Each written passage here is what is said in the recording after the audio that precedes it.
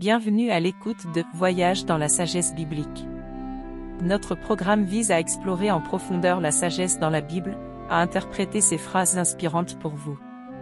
Ici, vous entendrez des enseignements de la Bible, apprendrez à les appliquer à votre vie quotidienne, et permettrez à la fois de prendre racine dans votre cœur, devenant une force face aux défis de la vie.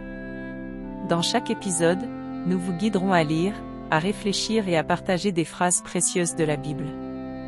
Que vous soyez un chercheur de foi ou quelqu'un qui a déjà entamé le chemin de la foi, nous croyons que vous pourrez trouver ici votre propre nourriture et force spirituelle. Laissez-nous entreprendre ensemble ce merveilleux voyage dans la sagesse biblique, tiré de la nourriture de vie des paroles de Dieu, et laissez l'amour, la foi et l'espoir devenir une force éternelle dans nos vies. Attendons ensemble dans Classique spirituel, interprétation des versets bibliques, pour ressentir les révélations et bénédictions apportées par la Bible. Dans le programme d'aujourd'hui, nous allons explorer ensemble le verset 19 du chapitre 12 de l'Épître aux Romains. Ce passage est une directive de l'apôtre Paul dans l'Épître aux Romains, concernant l'attitude et le comportement que les croyants devraient avoir dans leur relation avec les autres et face à un traitement injuste. Lisons ensemble ce passage. « Mes bien-aimés, ne vous vengez pas vous-même, mais laissez agir la colère de Dieu, car il est écrit, c'est à moi de venger, c'est moi qui rétribuerai, dit le Seigneur. » Le « ne vous vengez pas vous-même » dans ce passage signifie que les croyants devraient éviter de chercher à se venger ou à se faire justice par leurs propres moyens et méthodes. Paul encourage les croyants à mettre de côté leurs propres émotions et leur colère lorsqu'ils sont traités injustement et à confier leurs griefs à Dieu. Les croyants devraient avoir confiance en ce que Dieu est juste, qu'il voit tout et qu'il agira selon les principes de justice. Le verset cite les paroles de l'Ancien Testament, soulignant que Dieu a dit « La vengeance est à moi, c'est moi qui rétribuerai ». Cela montre que Dieu est un juge juste, et les croyants n'ont pas à craindre que leurs griefs soient ignorés ou non réparés.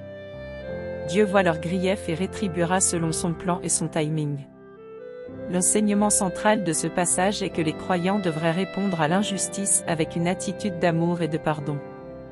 Paul mentionne également dans les versets suivants que nous devrions bien traiter nos ennemis, vaincre le mal par le bien, et surmonter le mal par l'amour. Les croyants devraient abandonner l'attitude de rancune et de vengeance et chercher la paix, en manifestant l'amour et la grâce du Christ.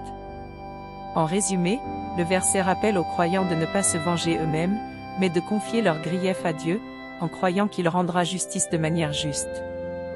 Les croyants devraient traiter leurs ennemis avec amour et pardon, et manifester l'amour et la grâce de Dieu en suivant l'exemple du Christ. Merci à tous nos amis d'avoir partagé avec nous l'épisode d'aujourd'hui de Voyage dans la sagesse biblique. Au cours de ce processus, nous avons exploré ensemble la sagesse de la Bible, partagé la puissance de la foi et trouvé des directives pour la vie dans la parole de Dieu.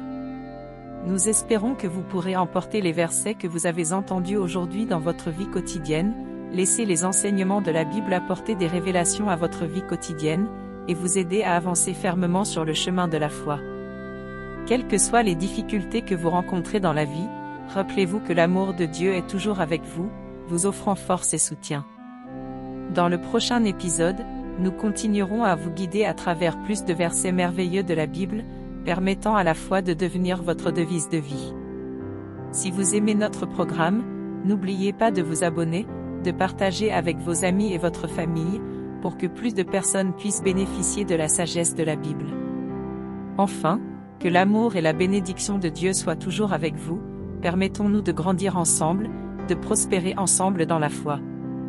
Merci encore de nous avoir écoutés, nous avons hâte de vous retrouver dans le prochain Voyage dans la sagesse biblique. Que Dieu vous bénisse, au revoir.